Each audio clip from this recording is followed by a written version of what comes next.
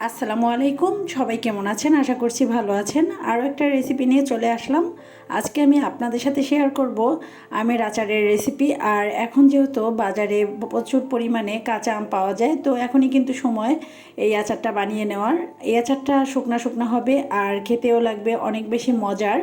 তো এখানে আমি আম নিয়েছি 1 কেজি পরিমাণের, আর আমটাকে আমি হলুদ দিয়ে একটু শুকিয়ে নিয়েছিলাম যাতে করে আমটা আস্ত থাকে, ভেঙে না যায়।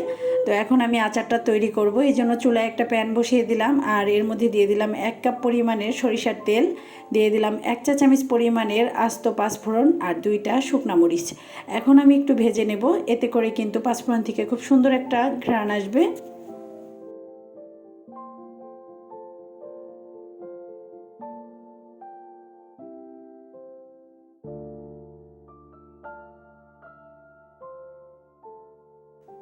ভেজে নিয়েছি, এই পর্যায়ে দিয়ে দিচ্ছি রসুন বাটা 1 চা চামচ পরিমাণের। আর রসুন বাটাটাও আমি একটু ভেজে নেব যাতে করে কাঁচা গন্ধটা না থাকে। তো আমি একটু ভালো করেই ভেজে নিলাম।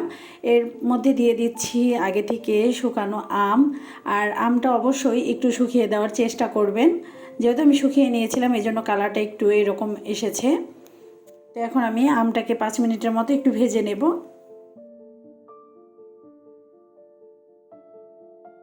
5 মিনিট ভেজে নিয়েছি, এই পর্যায়ে আমি দিয়ে দিচ্ছি 1/2 চা চামচ পরিমাণের শুকনো মরিচের গুঁড়া আর 1/2 চা চামচ পরিমাণের হলুদের গুঁড়া। এতে করে কিন্তু কালারটা ভালো আসবে। আর দিয়ে দিলাম স্বাদ অনুযায়ী লবণ। এখন আমি নেড়ে চেড়ে মশলার সঙ্গে মিশিয়ে নিচ্ছি আমটাকে।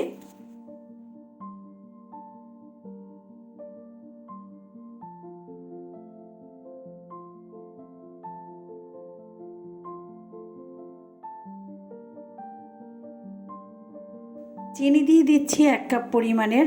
আর চুলা রাসটা মিডিয়ামে রেখে আমি চিনিটাকে আমের সঙ্গে ভালোভাবে মিশিয়ে নিচ্ছি।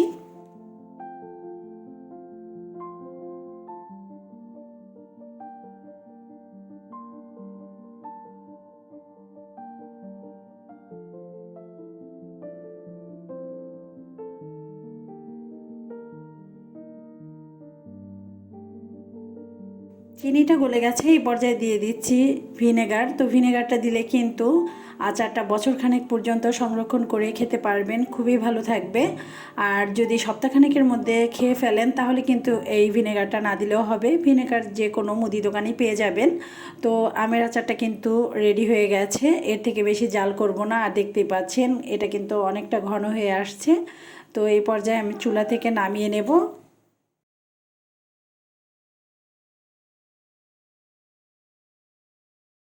দীর্ঘদিন ভালো রাখার জন্য আপনারা একটা কাচের বয়ামের মধ্যে রেখে দেবেন আচারটা, তাহলে অনেক বেশি ভালো থাকবে। তো আমি আপনাদেরকে দেখার সুবিধার্থে আমি একটা কাচের বাটিতে নিয়ে নিলাম আর একটু দেখিয়ে দিচ্ছি। দেখতেই পাচ্ছেন, দেখতে যেমন লোভনীয় লাগছে, খেতেও কিন্তু অনেক বেশি মজার হয় আচারটা। আশা করছি রেসিপিটা ভালো লেগেছে। ভালো লাগলে অবশ্যই চ্যানেলটি সাবস্ক্রাইব করে দিবেন। সবাই ভালো থাকবেন। আল্লাহ হাফিজ।